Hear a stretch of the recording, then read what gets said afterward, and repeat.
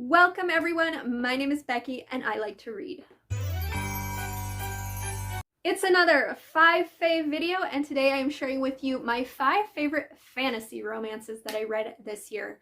Fantasy romance is my favorite genre and it was quite hard for me to pick my top 5, but I managed. But before we get into that, let's put on a Santa hat. This is my favorite Santa hat, so it makes sense that I wear it for my favorite genre. As usual, these are in no particular order except for the last one, which is my favorite of the year. First up is the Scarred Earth series by G.A. Aiken. I have only read the first 2 books in this. The 3rd book just recently came out and I haven't had a chance to read it yet. But this is a fantasy romance that includes centaurs. Yeah, you heard me, centaurs.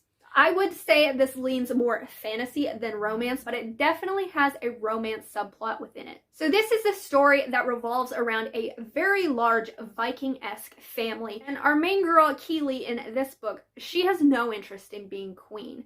She is a blacksmith. She would much rather be in her forge than in a palace.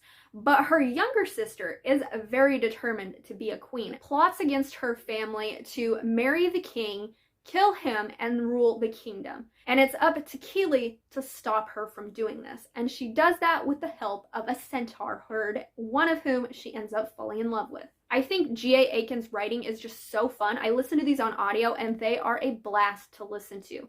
They're really easy to read and I love the world that they're included. And I'm not gonna lie, my favorite thing about this are the centaurs. And it has some spice to it. I would say about 2 chili peppers, not a lot, but it does have it in it. The next fantasy romance is Pretty Broken Things by Rory Miles. This is one that completely surprised me because it is a reverse harem, and I don't really like reverse harems. The reason this interested me though is because it is a carnival setting, and I love carnival settings. So this is the story of a fae girl who gets kidnapped by this circus and she is forced to be a performer. She is unable to leave this circus, so she tries to get in good with the ringmaster in the hopes that if she can get him on his side, she can convince him to set her free. However, this isn't really working. But who she does catch the interest of are 4 of the fellow performers that are also enslaved in this carnival. Aside from the circus setting, what I loved about this story is that I got to meet and get to know all of the love interests,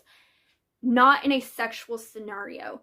They each came into the story with their own backstories, their own trials, their own tribulations, and I got to meet them individually, and then I got to see them interact with each other and with our main female character. And I really couldn't pinpoint which one of them I liked more. There were some of them that I was like, I really don't like you. And then once I got to know him, I was like, you know what? You're not too bad now. I just need this author to give me book 2, and I need her to give it to me soon. I know she said it isn't one of her top priorities, but it's one of my top priorities. I really want to read it. The next fantasy romance that just blew me away this year is the Plated Prisoner series by Raven Kennedy.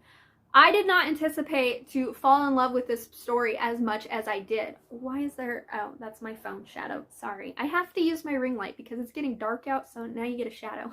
So I purchased this first book and I thought, you know what? I'm gonna read it and I hope I like it because some people had said that it was really slow and the series only got better.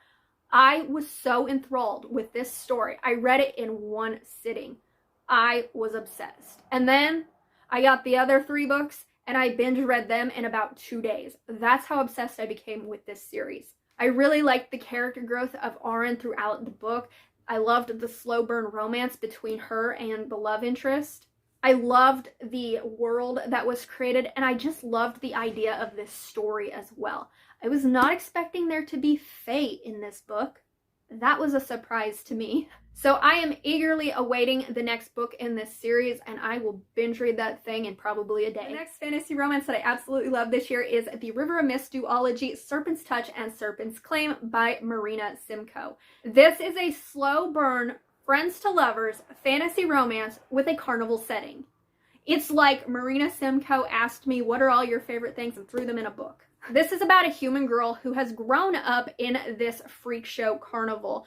She is pretty much just the slave pretty much there. She does whatever the mistress of the freak show needs her to do. And then one day the mistress of this freak show brings in a new exhibit and she's curious about it because she can never see him. And he ends up being this Gorgonian type man. He is kept in this box away from sunlight and refuses to use his powers for this woman. So he is getting weaker and weaker. And they start communicating. She starts bringing him food and taking care of him. And in that process, they form a friendship. It is their story and their romance of how they get out of this freak show and return to the land of the Fae where he is from, because he is actually a prince of his kingdom. I absolutely freaking loved this duology. I binge read them so quick.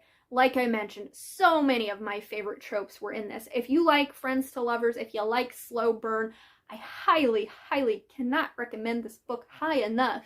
I will say, not a lot of smut, probably like a 1 chili pepper, but the chemistry between these characters, I felt it. It made up for the lack of smut in this book. And book 2 in this series took a turn I was not expecting. The character growth in book 2, amazing. So this is definitely one that if you don't read any others on this list, I would say this is probably my second choice to read. And my favorite fantasy romance of the year is Ledge by Stacey McEwen. This is a fantasy romance that is set on an icy prison ledge. These humans were taken from their land and thrown on this ledge to be human sacrifices for these people known as the Glacians. So every once in a while, these Glacians will come and they will pick a few humans to be human sacrifices, and this girl is the last of her family.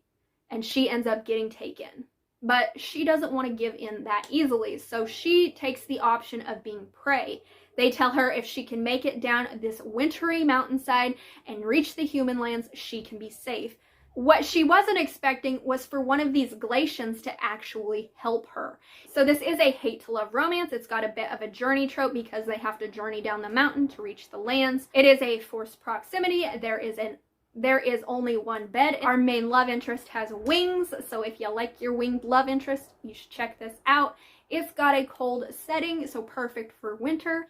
Our main female character is a kick-ass axe-wielding girl, and she has no problem using it. She will chop your head right off.